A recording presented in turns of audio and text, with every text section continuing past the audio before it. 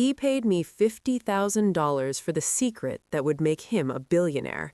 He got the decimal point wrong, by a factor of 100 million. That was his first mistake. Marrying my wife was his second. This is the story of how I turned his greed into a virus, his empire into the host, and watched as the revenge algorithm executed itself. The air in my apartment was always thick with the stale scent of burned coffee and unfulfilled promises. 3 years ago, I was Ethan Miller, a man defined by lines of code and the soft, sleeping breath of a wife I thought loved me. The silence that now fills my penthouse is a different creature entirely. It's the quiet after the explosion, the hollow ring of a victory that tastes like ash. I never thought I'd be the guy with a revenge story. Revenge is for people in movies, for souls scorched by a more operatic kind of betrayal. Mine was a quiet, domestic annihilation. It began not with a bang, but with the precise surgical click of a suitcase latch in a Brooksville living room. But it ended on a balcony high above Manhattan, with the city's electric heart spread out below us, a kingdom I'd conquered using the very blueprint of my own destruction. This is not a story of love lost. It is a forensic report of a murder, the murder of the man I was, and the calculated birth of something colder, sharper, and infinitely more dangerous. The end of my old life was spelled out in the scent of her perfume, something expensive and unfamiliar that lingered like a ghost after she left. Laura stood in the doorway of our modest apartment, backlit by the harsh fluorescent light of the hall, 2 suitcases at her feet like obedient pets. I was hunched over my keyboard, the glow of the screen etching lines of desperate code into my retinas. "Ethan, we need to talk," she said, her voice a blade wrapped in silk. I barely glanced up, my world still bounded by the logic gates on my monitor. "Just 5 more minutes, honey. I'm almost there with this code." "No," she said, and the steel beneath the silk emerged. "Now." When I finally turned, the sight of those suitcases, the determined set of her jaw, the outfit meant for a world far beyond our budget grocery stores and coupon-clipped dreams, it all hit me with a physical force that stole my breath. My stomach plummeted, a stone down a deep, dark well. "What's going on?" I asked, the words stupid and small in the thickening air. She didn't answer with words at first. Instead, she placed a manila envelope on the coffee table with a finality that echoed. It sat there like a dead thing. "Divorce papers," she said, her voice devoid of the warmth I'd loved for 5 years. "I've already signed them." The room did a slow, sickening tilt. I grasped for reason, for the shared history that was supposed to be our anchor. "Laura, what are you talking about? We can work through whatever this is." Her laugh, then, was a sound I'd never heard from her, cold, brittle, and laced with contempt that made my skin crawl. "Work through it, Ethan? We've been working through it for 3 years. I'm done. Done with the promises that your big break is just around the corner. Done with living like we're perpetually stuck in the starter chapter of a life we're never going to live."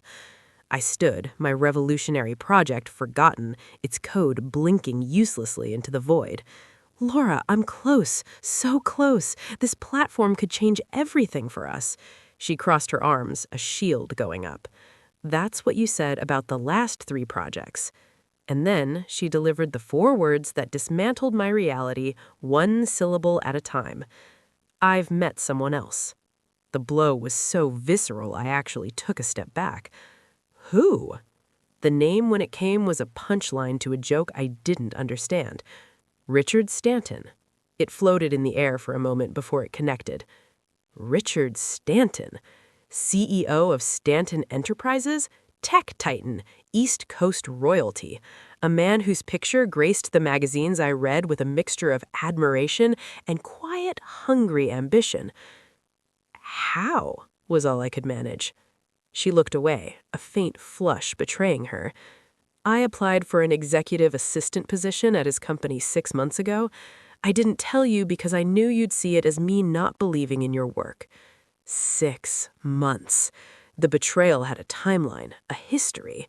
It had been living and breathing in the spaces between our conversations, in her late nights, at work. We've been together for about 4 months now, and Ethan, he can give me the life I want, the life you promised me when we got married. The apartment walls seemed to press in, the ceiling lowering. I was drowning in the smallness of my own ambition. He has a penthouse in New York, a vacation home in the Hamptons. He flies private, Ethan, private. She said the word like it was a holy incantation. I was looking at a stranger wearing my wife's face. What about love? My voice was a ragged whisper, the last defense of a defeated man. Do you love him? She hesitated. That fraction of a second was more devastating than any lie. I'm learning to, she said finally. But what I know for sure is that I don't love this life anymore. Her gesture took in our small surroundings, my cluttered desk, my dreams rendered in cheap hardware. I don't love watching you waste your potential on pipe dreams that never pay off. Waste my potential? The words were ash in my mouth. Laura, I've been building something revolutionary. You've been hiding from reality, she snapped, the venom now fully unleashed. Real successful people aren't holed up in apartments in Brooksville. They're out there, in New York, in Silicon Valley, making connections and making things happen. You're just hoping. The contempt in her eyes was a physical brand. So that was her verdict. After 5 years, I was just a hopeless dreamer. Richard is waiting for me downstairs, she said, checking a watch that glinted with cold, expensive fire. I'll be staying at his place in the city. My lawyer will be in touch about dividing assets. She gave a final dismissive glance around. Though there's not much to divide, is there? Laura, please, I heard myself say, hating the pathetic crack in my voice. Just give me a chance to show you. The platform is almost ready. I've got meetings with investors next week. I've heard it all before, Ethan, she sighed, a sound of profound weariness. And even if by some miracle you do succeed this time, it's too late for us. She picked up the suitcases, their weight seeming nothing to her now. Richard knows people, real investors, not the small-time angels you've been chasing. He could have made things happen for you, but you were too proud to even consider asking for help. I wanted to make it on my own merit, I said, the principal feeling suddenly childish. And look where that got you, she said flatly, where it got us. She shook her head, a priest delivering last rites. Sign the papers, Ethan. Don't drag this out. As she reached for the door, a new, more terrifying ice flooded my veins. My work, the algorithms, the architecture, the only thing of true value I'd ever created. Did you tell him about my platform? I asked, my voice hardening. About the algorithms I've been developing? Laura paused, her back to me. The silence stretched, taut and deadly. Richard was interested. He asked questions. I might have shared some details. The betrayal was now complete. It wasn't just my heart she had discarded, it was my future, my intellect, my only leverage in a world that had just proven how brutally it could shake you. You had no right, I said, the words low and cold. That was proprietary information. She half turned, and for a fleeting second I thought I saw a flicker of the woman I knew, a shadow of remorse. But it was gone, swallowed by her new, hardened certainty. It doesn't matter, Ethan. Even if your idea is as good as you think, Richard has the resources to develop it better and faster. That's reality. Get out, I said, the words quiet but final. Gladly. She opened the door, and the mundane light from the hallway spilled in, illuminating the dust motes dancing over the corpse of our marriage. She glanced back one last time. Oh, and Ethan, Richard says men like you are a dime a dozen in this industry. Ideas are worthless without the capital and connections to back them up. You should remember that. And then she was gone. The door clicked shut with a sound more final than any slam. The scent of her new perfume lingered, a taunting ghost. I stood in the center of the room, the divorce papers a cancerous presence on the coffee table. The world hadn't just ended, it had been revealed as a fiction I'd been foolish enough to believe in. I moved through the empty space on autopilot, my body operating without instruction from my shattered mind. In the kitchen, I found the bottle of Johnny Walker Black we'd been saving for a special occasion. A launch, a celebration, a child's birth. This wasn't what we'd had in mind, but the bitter symmetry felt appropriate. 3 glasses in, the numbness began to spread, not dulling the pain, but creating a crystalline clarity around it. Laura hadn't just broken my heart, she had, with casual cruelty, handed my life's work to a predator.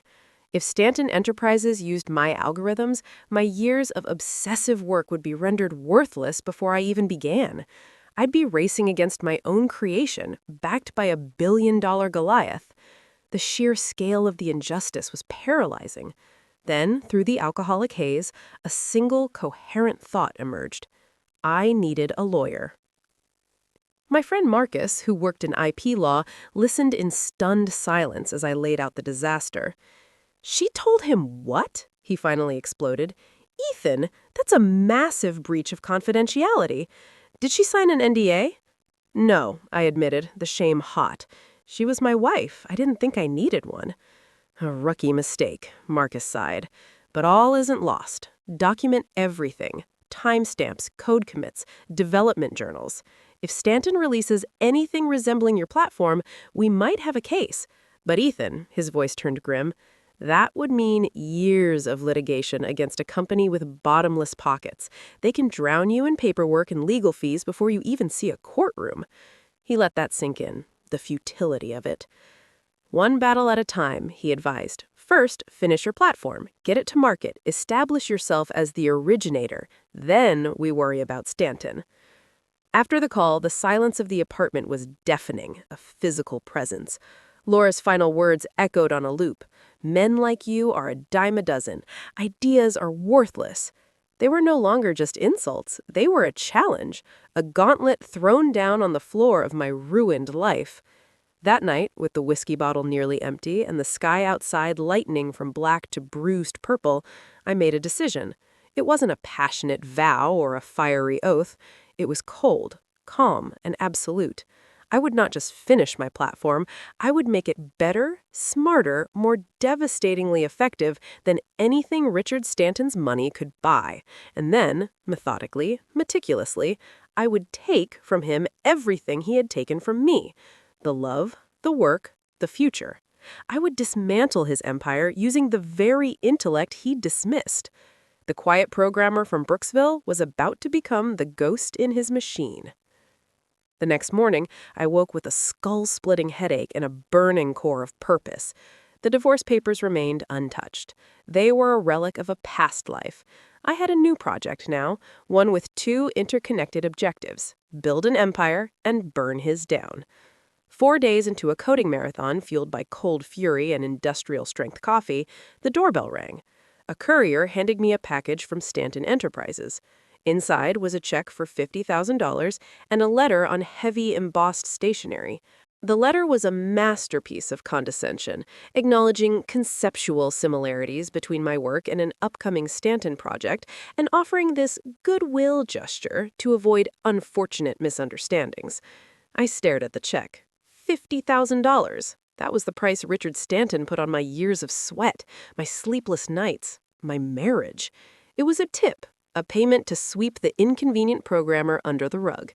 A fury, white-hot and pure, rose in my chest. I didn't rip it up in rage. I methodically tore it into confetti, letting the pieces flutter into the trash. Then I picked up my phone. My potential angel investor, James Wright, a man known for betting on long shots, answered on the second ring. "James," I said, my voice eerily calm, "I'm ready to show you the platform. Tomorrow, 9 a.m. 2 days later, I sat across from James in his minimalist, power-soaked office. I'd worked through another night, honing the demo to a razor's edge. "So, Ethan," James began, leaning back, "Laura won't be joining us. She usually sits in on these." The wound was still raw, but I met his gaze. "No, we're separated. Recently." He nodded, a flicker of professional sympathy in his eyes. "I'm sorry to hear that, but it won't affect the project. If anything, I'm more committed than ever." "I see," he said, studying me. I saw him noting the new hardness in my eyes, the absence of the eager-to-please softness. "Well, let's see what you've got." I launched the presentation. I didn't sell with passion. I spoke with the cold, undeniable logic of the platform itself. I demonstrated how it could process unstructured data, find patterns invisible to the human eye, and predict trends with uncanny accuracy. James leaned forward, intrigued. This is impressive, Ethan. But I've heard whispers. Stanton Enterprises is working on something similar, launching next quarter. So Richard is moving fast, using Laura's stolen blueprint. The threat was now spoken aloud in this room of money and power. Mine is better, I said, the statement flat and absolute. And I can prove it. Give me a dataset, any dataset, right now. James raised an eyebrow, then a slow smile touched his lips. He liked the audacity. A call to his assistant, and within minutes, a massive, chaotic stream of customer behavior data, a problem child for one of his portfolio companies, was loaded onto my laptop. Show me, he challenged. I set the parameters and let my algorithms loose. The screen became a river of flowing data, then patterns began to crystallize like frost on a window pane. Correlations, predictive insights, hidden pathways, all merging in minutes from a data swamp that had baffled analysts for weeks. James was no longer leaning forward. He was on the edge of his seat, his eyes wide. "That's remarkable," he breathed. "This is just the beginning," I said. "With proper funding, I can expand the capabilities exponentially. But James," I continued, locking eyes with him, "I need more than money. I need connections, introductions. I need to build a profile. I want the tech world to know the name behind this platform." By the end of the meeting, I had a term sheet for $2 million in seed funding for 15% equity and something more valuable, a mentor and door opener. "That," James said, shaking my hand with new respect, "might be even more valuable than the check. Consider it done." Walking out of that building, the chill autumn air felt like pure oxygen. For the first time since Laura left, I felt it, a faint, grim pulse of hope, and woven through it the first intricate threads of a plan that went far beyond mere success. The next 3 months were a blur of controlled frenzy. I renamed the company Miller Analytics, incorporated in Delaware, and used James's network to assemble a skeleton crew of brilliant, hungry developers who saw the same revolutionary potential I did. The divorce was finalized with surreal efficiency. Laura, confident in her gilded future, wanted nothing from our meager assets. I signed the papers without reading a word, my signature a perfunctory slash ending a chapter I'd already burned. My entire being was focused on the next. 6 months after Laura walked out, Miller Analytics launched at TechCrunch Disrupt. James had coached me, polished me.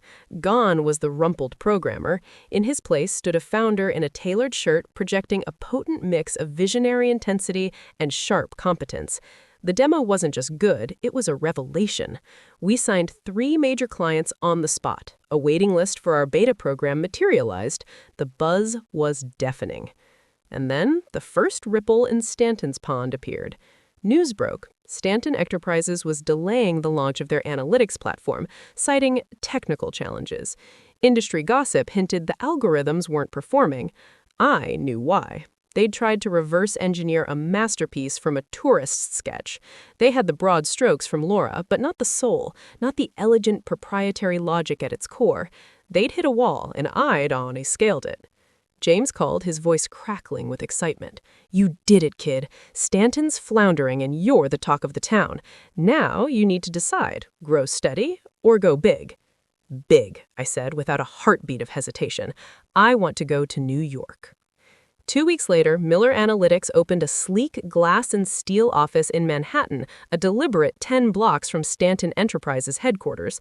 It wasn't just a business move, it was a territorial claim, a flag planted in enemy soil. I became a creature of pure ambition. Our Series A round brought in $18 million. We scaled at a pace that made competitors nervous. I transformed myself completely, weaponizing every aspect of my being.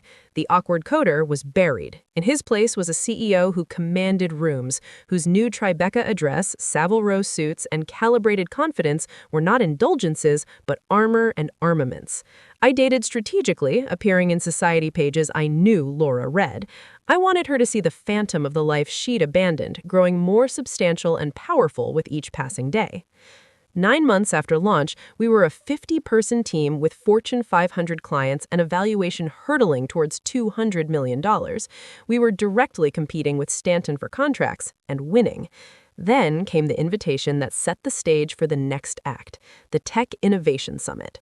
Richard Stanton was a keynote speaker, so was I. We would share the same stage, the same day. The night before, in a hotel suite overlooking the city he thought he owned, I didn't sleep.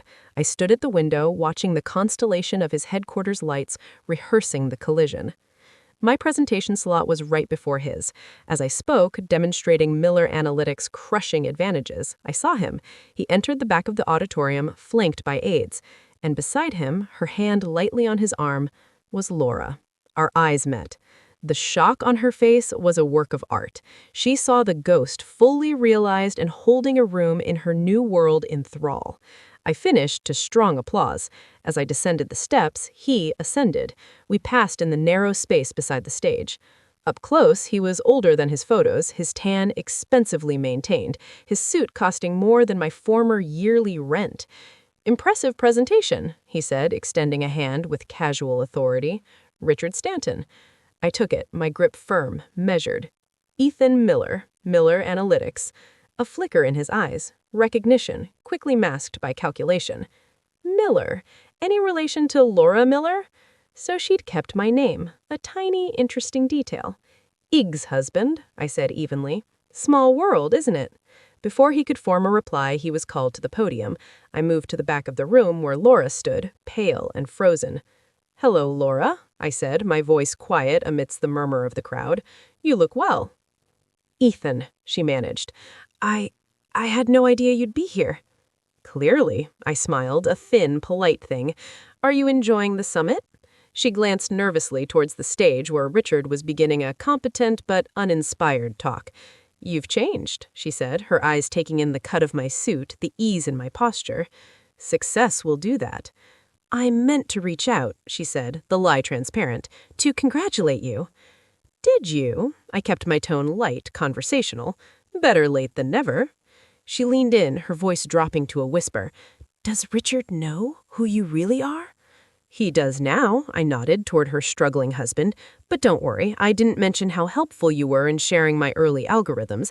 That can remain our little secret." She blanched. "Ethan, that wasn't... I didn't intend..." "It wasn't supposed to matter," I finished for her, my smile not reaching my eyes, "because I was just a small-time programmer who would never amount to anything." On stage, Richard was floundering under tough questions. "Your husband seems to be having a rough time," I observed. "Stanton's had a few setbacks lately, I hear." Her eyes narrowed. "What are you doing, Ethan?" "Building a successful company. Isn't that what you always wanted?" "You know what I mean," she hissed. "Are you deliberately targeting Richard's business?" I gave a soft, dismissive laugh. "Paranoid, aren't we? The tech world is competitive. May the best platform win." Richard finished to polite, tepid applause and made his way to us, tension radiating from him. "Darling," he said to Laura, ignoring me, "we should go. We have that dinner." "Of course." She took his arm, but her eyes stayed locked at me. "It was unexpected to see you, Ethan. I'm sure we'll be seeing more of each other," I said pleasantly. "New York is a small town in some ways." Richard gave me a curt, dismissive nod. "Miller, good luck with your startup." "Oh, we're well past the startup phase," I corrected, my voice still calm. "But thank you. Good luck with your, what did the press call it? Technical challenges?" His jaw tightened, a muscle flickering. Without another word, he steered Laura away into the crowd. I watched them go, a cold, quiet satisfaction settling in my bones. The opening gambit was complete. The real game was just beginning. The post-summit buzz was a tsunami in our favor. Comparisons were made, and we were the shiny new disruptor. Our stock climbed. Stanton's began a slow, sickening slide. I pushed harder, targeting his key clients with surgical demonstrations. We poached 3 of his top developers, who brought not just talent, but invaluable intel on Stanton's deepening technical quagmire. My profile became inseparable from the company's rise. Forbes, CNBC, The Wall Street Journal, all told the story of the bootstrapped genius from Brooksville. a narrative that implicitly contrasted with Richard's silver spoon legacy. 6 months after the summit, we landed the killing blow, a contract with Global Finance Partners, one of Stanton's oldest, most loyal clients. The day it was announced, our stock soared. That evening, a text arrived from an unknown number. "This isn't a game you want to play. Back off. R.S." I saved the number. The threat was a gift, a confirmation of his desperation. I didn't reply. 2 weeks later, at a charity gala at the Met, I found Laura alone by a marble statue, looking strained. "Penny for your thoughts?" I said, appearing beside her. She started. "Ethan, you seem to be everywhere these days." "It's that kind of town." I glanced around. "No Richard tonight?" "He's dealing with a situation at the office." She took a nervous sip of champagne. "Something you might know about? Global Finance Partners, perhaps?"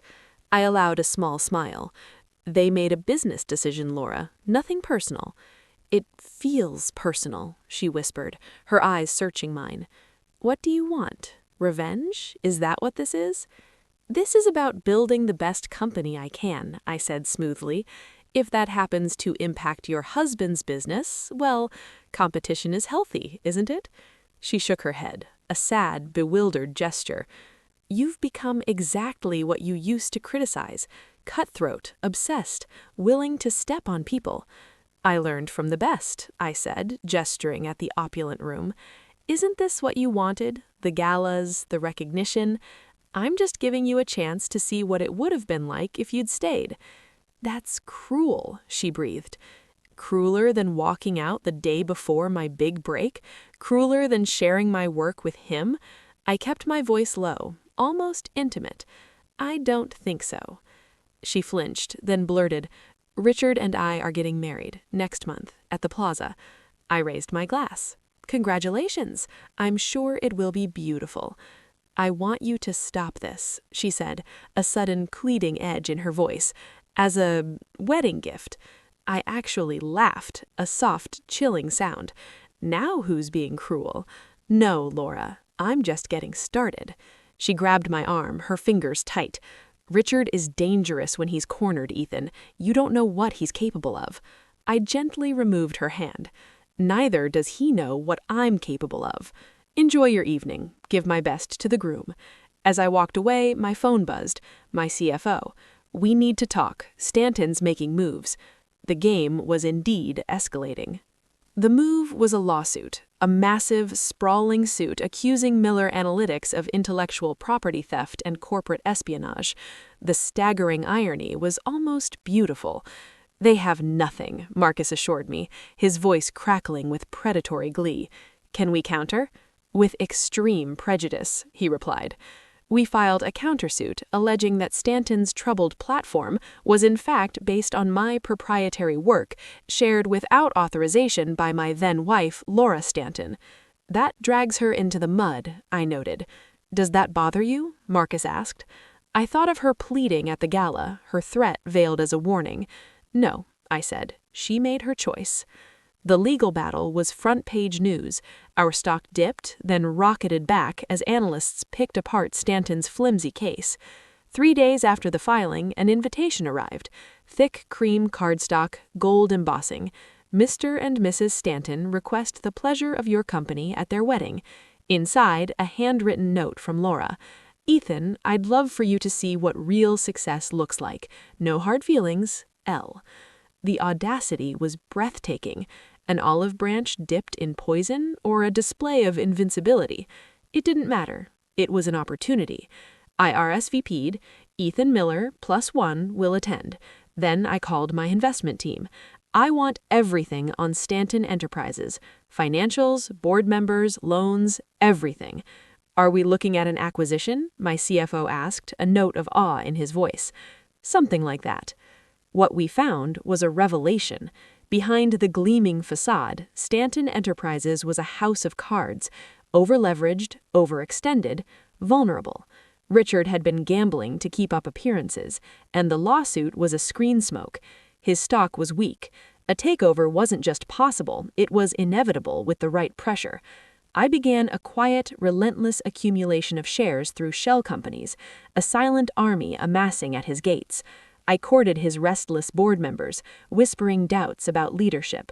The noose was being woven, thread by invisible thread. 2 weeks before the wedding, another text from Richard.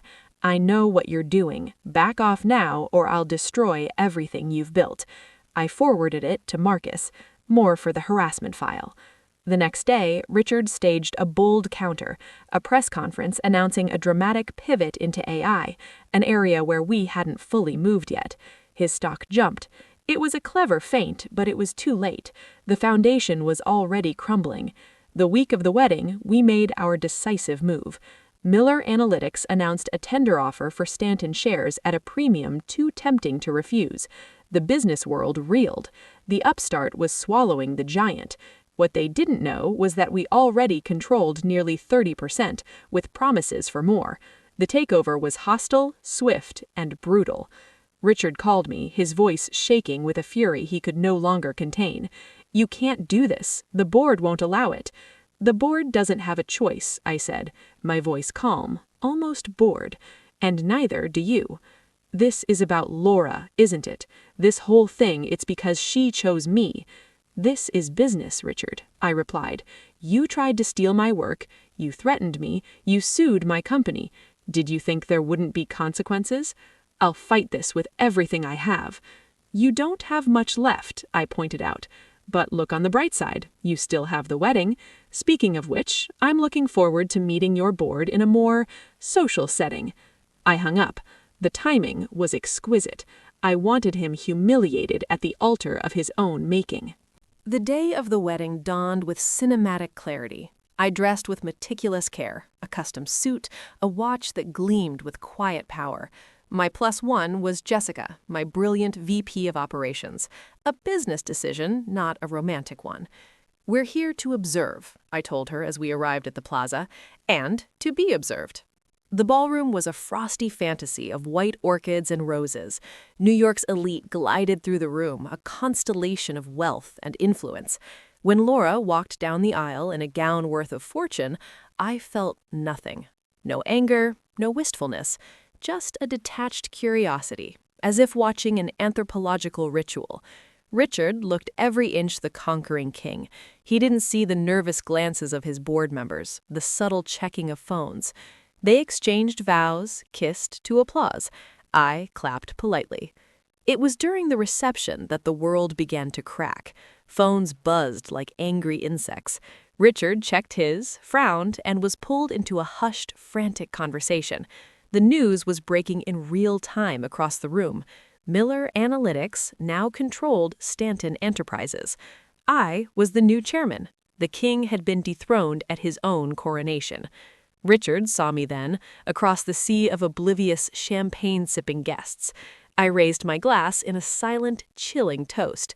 The confusion on his face morphed into dawning horror, then into a rage so pure it contorted his features.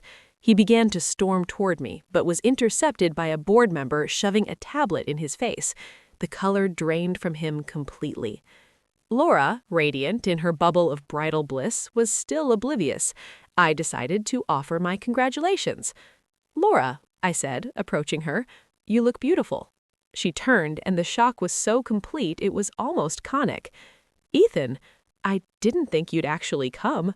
And miss your big day? Never." I kissed her cheek, the familiar, unfamiliar scent of her perfume filling my senses. Marriage is a serious commitment, almost as serious as business. Her eyes narrowed. "What are you doing here, Ethan? Really?" "I was invited," I said, holding up my hands innocently, "and I wanted to see how the other half lives. Very impressive." She studied me, truly seeing the man I had become for the first time. "You've changed." "Success will do that," I repeated, our old refrain now hollow. "I heard your company was doing well," she said, glancing toward Jessica. "Is that your date? She's pretty." "Jessica, my VP. Brilliant woman." I smiled. "Speaking of operations, have you checked on your husband? He seems preoccupied." She followed my gaze to where Richard stood, surrounded by a knot of agitated men, his world collapsing. "What's going on over there?" Just some business news breaking, I said lightly. Nothing to ruin your special day. I took a sip of champagne. Tell me, Laura, are you happy? Did you get everything you wanted? She was rattled. Of course I am. Richard gives me everything. Everything has a price, I said mildly. I learned that from you. Before she could reply, Richard was upon us, a storm contained in a tuxedo. Laura, we need to talk, now. Laura, what's wrong? It's our reception. Ask him, Richard snarled, jabbing a finger at me. I extended my hand again. Richard, congratulations on your marriage. He ignored it. You orchestrated this, today of all days. Orchestrated what? Laura looked between us, bewildered.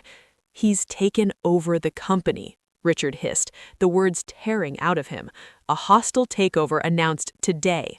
Laura's eyes widened into pools of horror. She turned to me. You did what? I shrugged. Business is business. Timing is everything. Isn't that what you told me, Richard? Through Laura, of course. You son of a... Laura cut him off. Richard, not here. Everyone's watching. And they were. The wedding had become a spectacle, a corporate massacre disguised as a celebration. We should discuss this privately, I suggested, the picture of reason. My team has a transition plan, quite generous, all things considered.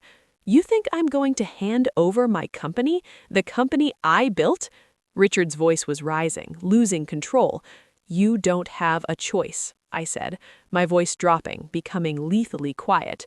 The shareholders have spoken, but I'm willing to keep you on in an advisory capacity. An advisory capacity at my own company? My company now, I corrected, though technically it belongs to the shareholders. They've lost confidence in your leadership. Laura was staring at me as if I were a stranger who'd just stepped out of a nightmare. Ethan, how could you do this? Today? How could I? I let the polite mask slip, just for a moment. Laura, you left me for this man the day before I changed my life. You shared my work with him, and then you invited me to watch you marry him. Did you think I would just applaud? Richard's head snapped toward her. What proprietary information? Laura, what is he talking about? Guilt flashed across her face, stark and unmistakable. It wasn't like that, Richard. I just mentioned his project. She told you enough, I finished for her, that you tried to build it and failed. Not enough to replicate it, but enough that your lawyers should have been very, very concerned. Richard turned on her, his world collapsing from within as well as without. Is this true? You didn't think it mattered. Because I was just a small-time programmer, I said, the old wound now a weapon. A nobody from Brooksville who would never amount to anything. The last of the color drained from Laura. That's not fair. Life rarely is, I said, straightening my tie. Now, if you'll excuse me, I should mingle with my new board. We have a lot to discuss about the future of Miller Stanton Enterprises. As I turned, Laura grabbed my arm. Ethan, wait, please. Can we talk privately? I looked at her hand, then back at her desperate face. Richard was being pulled away by his panicked team, too consumed by the disaster to notice his bride. I followed her to a small balcony overlooking the glittering city. The night air was cool. Say what you need to say, I told her, my voice flat. She took a shaky breath. I'm sorry for how it ended, for what I said. Which part? I asked. The part where you called me a failure or the part where you betrayed me? She winced. All of it. I was unhappy, Ethan. I felt stuck. And now, I gestured back toward the ruined reception. Are you happy with the life you chose? She looked back, her eyes lost. I thought I was. Until the money was threatened. Interesting. That's not fair. I didn't marry him just for his money. Not just, I amended. He was stable, established. He knew how to get things, and I didn't. You had dreams, Ethan, beautiful dreams, but dreams don't pay the bills. I gestured to myself, to the skyline behind me. Does this look like a dream to you? The company is worth over $1 billion. We employ hundreds, and now we own his company. She looked at me, truly seeing the scale of what she'd dismissed. I didn't know it would happen so fast. When I heard you were doing well, I thought it was just a moderate success. Your little project off the ground. I shook my head slowly. You never believed in me, Laura. Not really. That's not true. I supported you for years. Until something better came along. I leaned on the railing. Why did you really invite me today? She looked away into the night. I don't know. Maybe I wanted you to see I was happy. Maybe I wanted closure. Or maybe you wanted to rub your new life in my face, I suggested, to prove you made the right choice. Maybe, she whispered, defeated. What happens now, Ethan? Now, Richard fights a losing battle or walks away with what's left of his dignity. And us? A fragile hope flickered in her eyes. What about us? There is no us, Laura, I said, the finality absolute. There hasn't been for a long time. But there could be, she said, a desperate edge entering her voice. She stepped closer.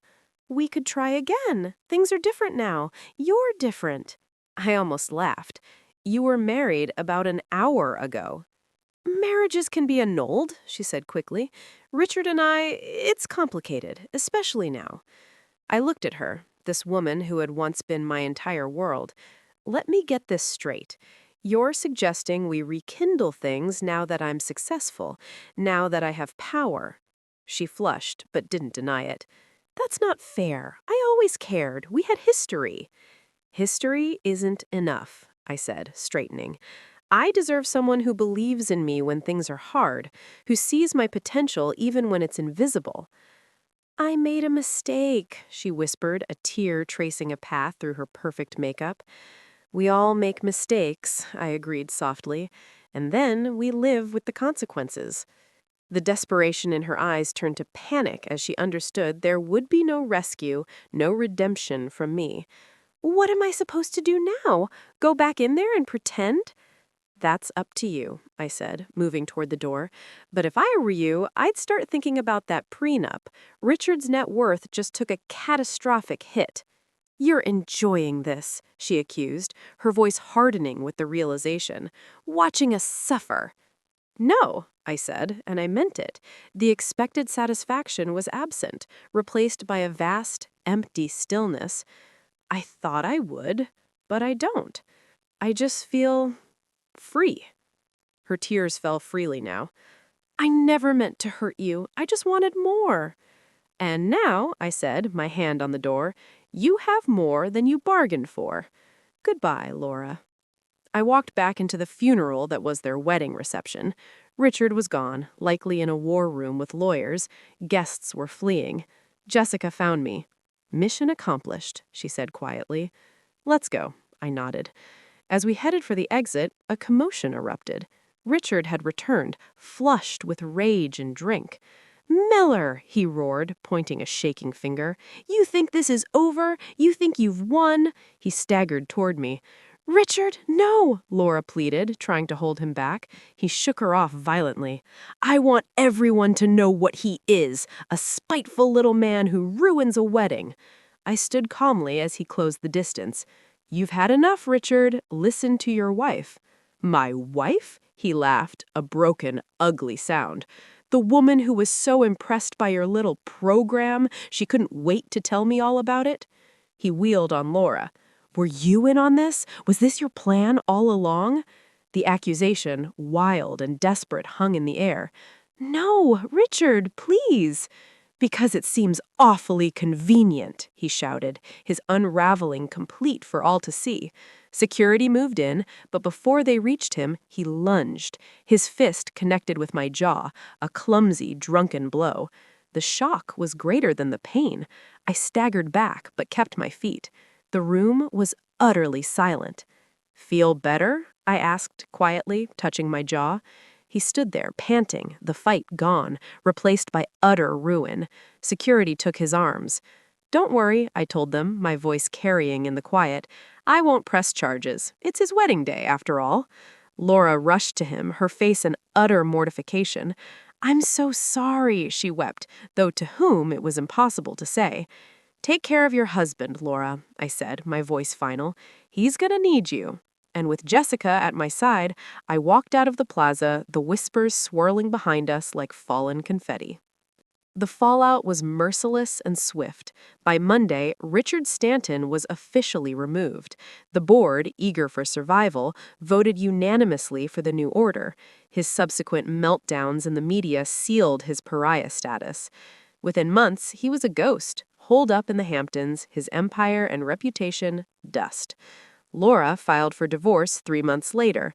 The prenup she'd signed in her hour of triumph now limited her settlement to a pittance.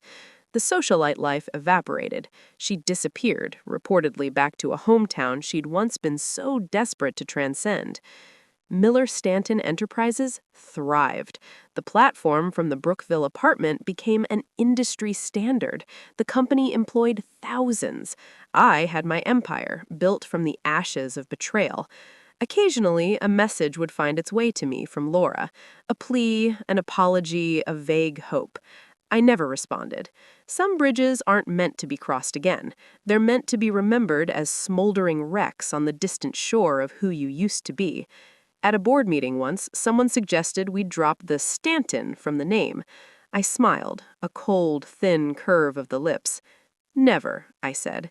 It's important to remember where we came from. I left the rest unsaid, and where some people ended up. The quiet programmer had his revenge, complete and utterly cold. The victory was absolute, and the silence that followed was the only companion I deserved. The silence in the penthouse after the plaza was not the same silence from Brookville. That had been an empty silence, a vacuum left by a sudden, violent departure. This was a full silence, heavy with the echoes of what had been done, dense with the absence of any further worlds to conquer. I would sit in the sleek, minimalist living room, the lights of Manhattan twinkling like a conquered galaxy below, and feel the peculiar weight of it all. The revenge was perfect, clinical, and complete. I had taken his company, humiliated him on his wedding day, and exposed the fragile foundation of the life Laura had chosen over mine. I had proven her wrong in every conceivable metric, and yet the taste was not of sweet vindication, but of cold, clean metal. The business press called it the most audacious corporate takeover in a decade.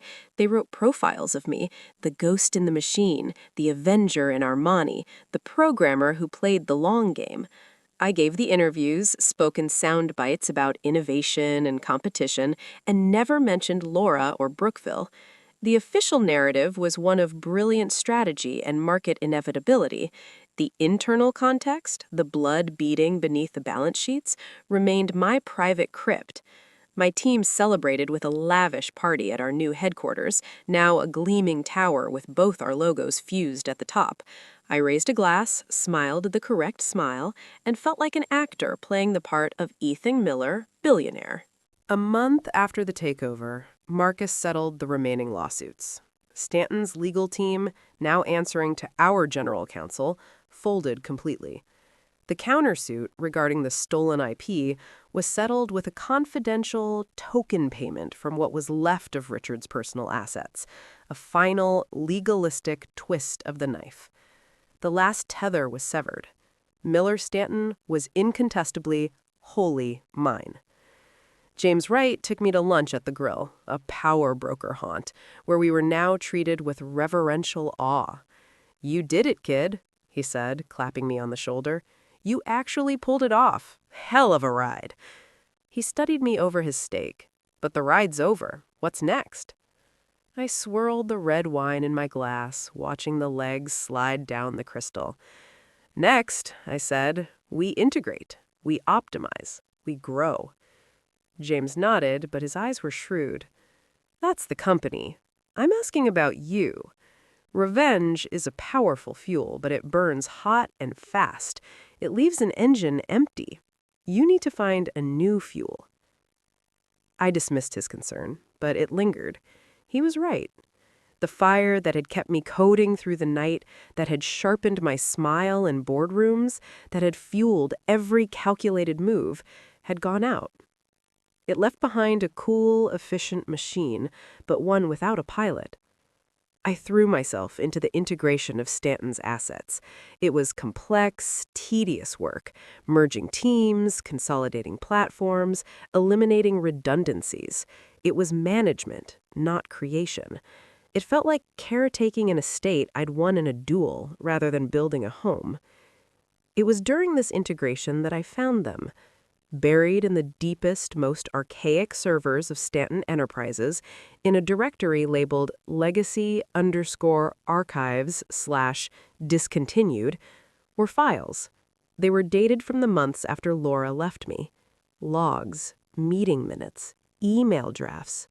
Richard Stanton had been a meticulous, if arrogant, record keeper. He'd documented his pursuit of the Brooksville algorithm, as he'd called it.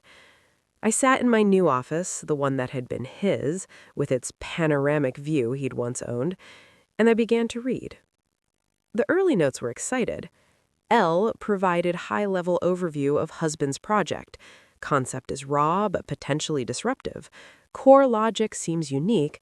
Instructed R&D to explore parallel development. Cheaper to build in-house than acquire. Then later, R&D hitting walls. Core logic is more complex than L's description suggests. The Miller algorithm has a elegance we can't reverse engineer. Frustrating. The tone shifted from opportunistic to irritated, then to something darker. A memo to his head of R&D. We need a breakthrough on this. The window is closing.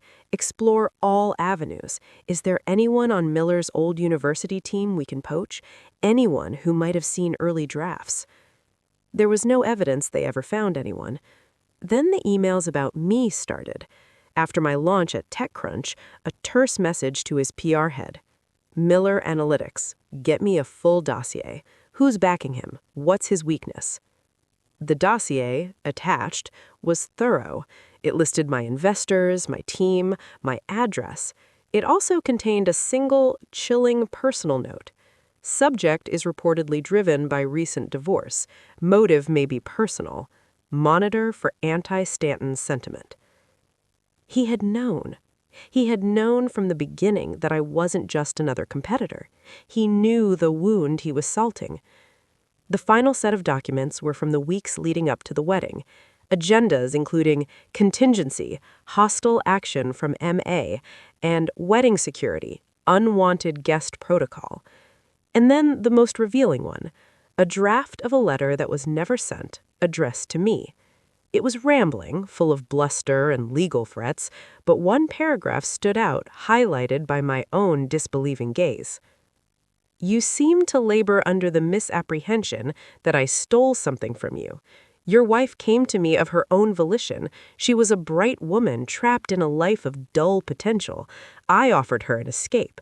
As for your ideas, they were just that, ideas, unformed, unprotected. In the real world, execution is everything.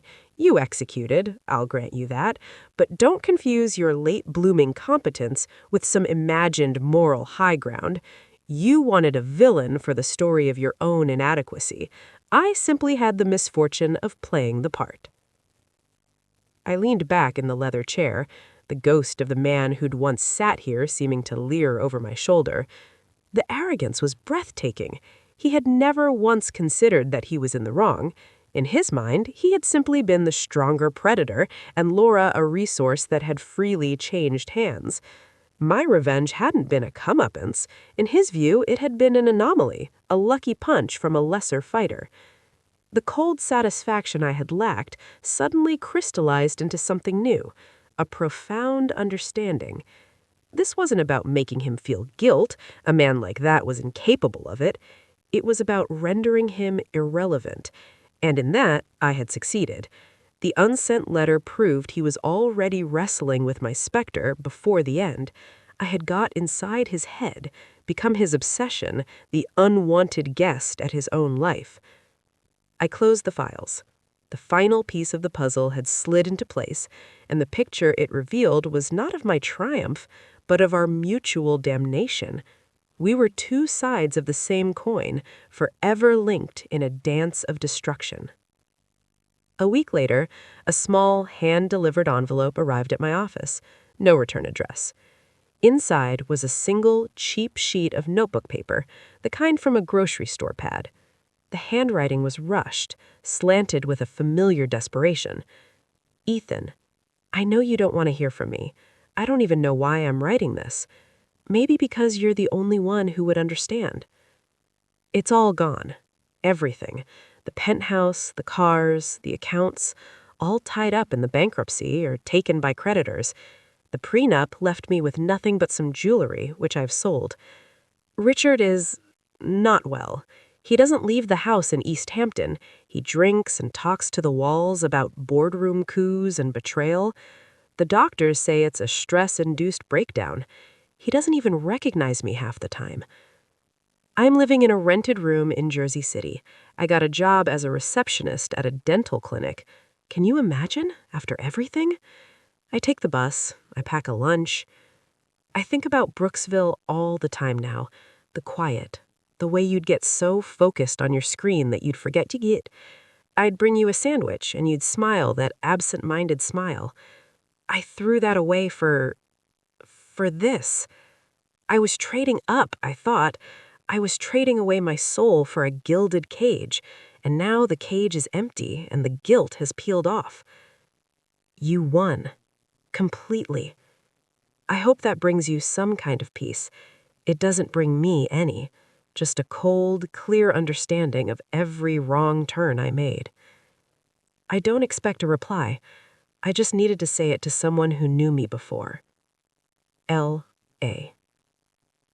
I read it 3 times. The paper felt flimsy, insubstantial in my hands, just like the life she was describing. There was no plea for help, no request for money, just a stark, unvarnished testimony. This was the reality of real success she'd wanted me to see. It was a confession flung into the void. The part of me that had loved her, the ghost of Ethan from Brooksville, ached with a distant, pitying pain. The man I had become felt nothing but a chilling verification. This was the logical conclusion of the path she'd chosen. It was the final algorithm running its course. I did not reply, but I didn't throw the letter away.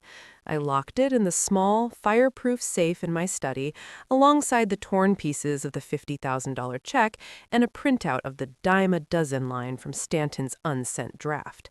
My trophies. Not of victory, but of a finished equation. The months blurred into a year. Miller Stanton continued its meteoric rise, becoming a verb in the industry. I was named to lists, invited to give keynote speeches globally, asked to advise governments on data policy. I dated a brilliant neurosurgeon for a few months. It was pleasant, intelligent, and utterly without the fever dream intensity of my past. We parted amicably. The world saw a supremely successful, enigmatic bachelor. I felt like a very well-dressed curator of my own museum. Then, on a rainy Tuesday afternoon, my assistant's voice came over the intercom, strained. "Mr. Miller, there's a Mr. Stanton here to see you. He doesn't have an appointment. He's quite insistent." A charge, old and familiar, crackled through the sterile air of my office. "Send him in," I said, my voice calm. The man who entered was a caricature of the Richard Stanton I'd faced at the summit. The silver temples were unkempt, the deep tan faded to a sallow yellow. His tailored suit was replaced by wrinkled chinos and a polo shirt that strained at the middle. But his eyes were the most changed. Hollow, bloodshot, yet burning with a single, focused ember of malice. He looked around my office, his gaze lingering on the view that was once his, and a bitter smile twisted his lips. "Miller," he said, his voice roughened by whiskey and regret. "Richard," I replied, not rising from my chair. "This is a surprise." "I'll bet it is." He shuffled forward, not waiting for an invitation before collapsing into one of the visitors' chairs. He smelled of cheap gin and stale sweat. "Come to see how the other half lives?" I asked, echoing my words to Laura. "I came to give you a chance," he said, leaning forward, his eyes locking onto mine. "A chance to do the right thing." "The right thing?" "You took everything. The company, my reputation, my wife's mind. The last part was spat out with fresh venom. She's a shell, you know. Cries all the time, mumbles about Brooksville and sandwiches. You broke her. I didn't lay a hand on her, I said quietly. You both made your choices. The market reacted. I simply navigated the currents. Don't give me that corporate spin, he barked, slamming a fist on the desk. The sound was weak, pathetic. This was personal from the start. You targeted me because of her. I leaned back, steepling my fingers. You filed the first lawsuit, Richard. You sent the threatening texts. You tried to buy my silence for pennies. You saw me as a bug to be squashed or paid off. I just proved I was the better predator. The animal kingdom is personal, too. He stared at me, his rage warring with a dawning, terrible clarity. He was seeing the same thing I had seen in his files. A reflection. What do you want? He whispered, the fight draining out of him, leaving only a desperate exhaustion. You have it all. What more could you possibly want from me? It was the question I had been asking myself for a year. I looked at him, this ruined king in a borrowed chair, and felt the last vestige of the old fire extinguish. There was nothing left to want. The game was over, the board was cleared. I want you to leave, Richard, I said, my voice empty of all triumph. I want you to go back to your house, to whatever life you have left, and live with it. Just as I have to live with what I did to get here. We're square. There's no score left to settle.